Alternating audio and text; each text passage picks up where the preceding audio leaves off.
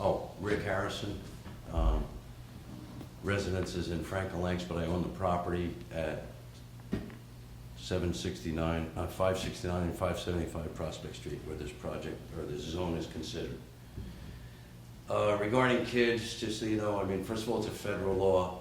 Once this is if it's zoned 55 and older, there's a deed restriction on the property.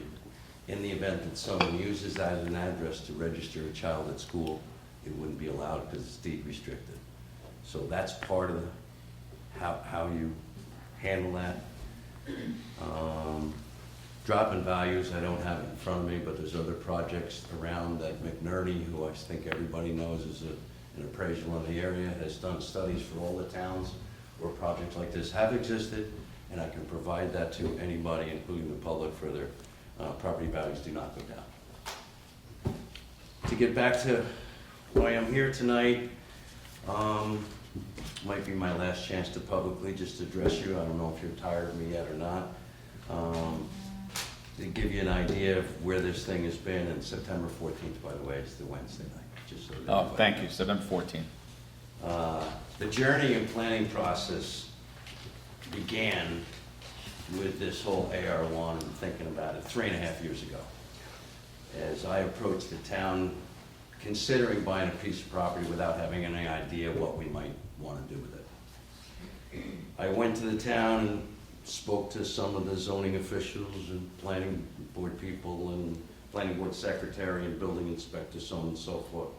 It was determined at that time we could possibly build 3 single-family homes, possibly do a townhouse development similar to some of the others that are around, or we could do an age-restricted 55 and older apartment complex, possibly. We were encouraged by the previous administration and the current administration and all the professionals to pursue the development of this piece of property for 55 and older. Because, one, the 2002 and 2008 master plan re-exams. 2, the 2010 Senior House Committee report, which was put together by a committee that studied this in 2010, and multiple meetings that we've had with the mayor and so on and so forth. And also in 2014, we waited an entire year because the town was doing another re-exam, and that reiterated it. Real quick, we had 2 options when we started our process in talking to the town about possible development. One would be to work with the mayor and council, your planners and everything else, take the high road and try to work out some kind of rezone of the piece of property. Another option, which was recommended to me at day 1, which I chose not to take, was to apply for a use variance with the zoning board. If you get a letter of denial, you go in through builder's remedy, blah, blah, blah, blah, and you go through the courts and you get what you get. I'm going to skip a little bit.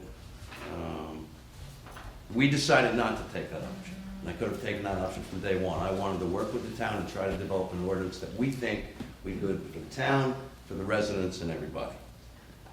I understand this decision for the governing body for change is not always understood. It's not easy, and people don't understand that it's a positive change or possibly a positive change. There's always 2 sides. We believe that we've been responsive to a lot of the public concerns. I believe all of them, because there's going to be people who disagree with me.